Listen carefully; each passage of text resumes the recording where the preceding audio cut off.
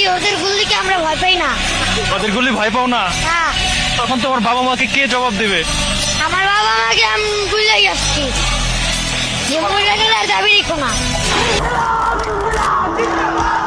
2024 সালের জুলাই বাংলার আকাশ বাতাস প্রকম্পিত হয়েছিল এক অদম্য চিৎকারে। বৈষম্য নিপাত যাক।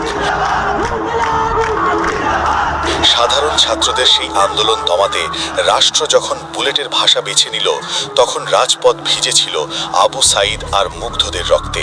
শত শত শহীদের জীবনের বিনিময়ে পতন ঘটেছিল এক দীর্ঘ স্বৈরশাসনের। বাংলার মানুষ স্বপ্ন দেখেছিল এ এক নতুন জন্ম, যেখানে প্রতিটি মানুষের কণ্ঠ হবে সার্বভৌম। 2024 শেষ হওয়ার ঠিক আগের দিন 31শে ডিসেম্বর যখন জুলাই বিপ্লবের ঘোষণাপত্র প্রকাশের ডাক এলো, তখন থেকেই শুরু হলো এক নতুন জটিলতা। সরকার আশ্বাস দিল এটি রাষ্ট্রীয়ভাবে করা হবে। 2025 সালের 6 জুন প্রধান উপদেষ্টা জাতির উদ্দেশ্যে ভাষণে ঘোষণা করলেন জুলাই সনদের কথা। বলা হলো এটি হবে জাতীয় ঐক্যের প্রতীক। কিন্তু মাস গড়ানোর সাথে সাথে সেই ঐক্য রূপ নিল বিভাজনে। 28শে জুলাই খসড়া হলো, আগস্টে আলোচনা হলো, কিন্তু জনগণের মৌলিক অধিকারের চেয়ে সেখানে রাজনৈতিক দফারফাই বেশি গুরুত্ব পেল।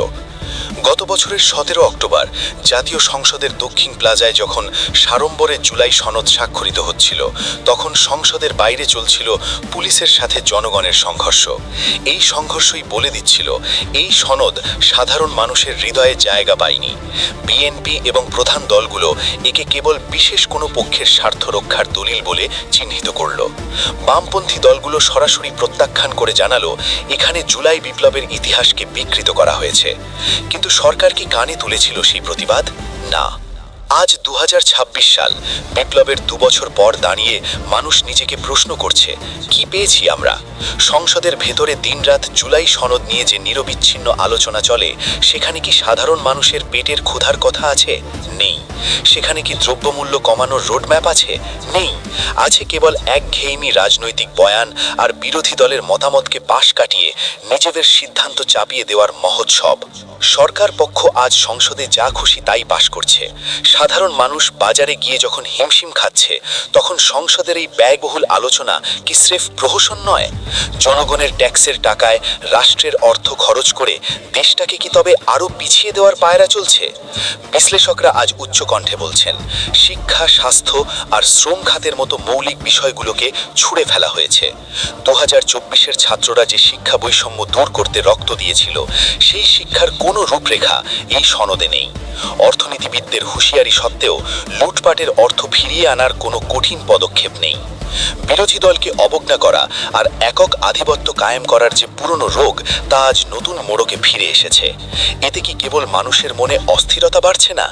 দেশ নিয়ে না ভেবে কেবল একটি সনদ নিয়ে মেতে থাকা কি সার্বভৌমত্বকে ঝুঁকির মুখে ঠেলে দিচ্ছে না? জুলাই বিপ্লব কোনো নির্দিষ্ট গোষ্ঠীর বা সরকারের সম্পদ ছিল না। এটি ছিল 16 কোটি মানুষের মুক্তির সনদ। আজ 2026 সালে দাঁড়িয়ে বাংলার মানুষ দেখছে তাদের সেই অর্জনকে কুক্ষিগত করার চেষ্টা চলছে। মনে রাখবেন, যারা জুলাইয়ের রাজপথে বুক পেতে দিয়েছিল তারা এখনো জীবিত। রক্ত দিয়ে কেনা স্বাধীনতাকে কোনো একঘেয়েমি সিদ্ধান্তের কাছে চিমটি হতে দেওয়া হবে না।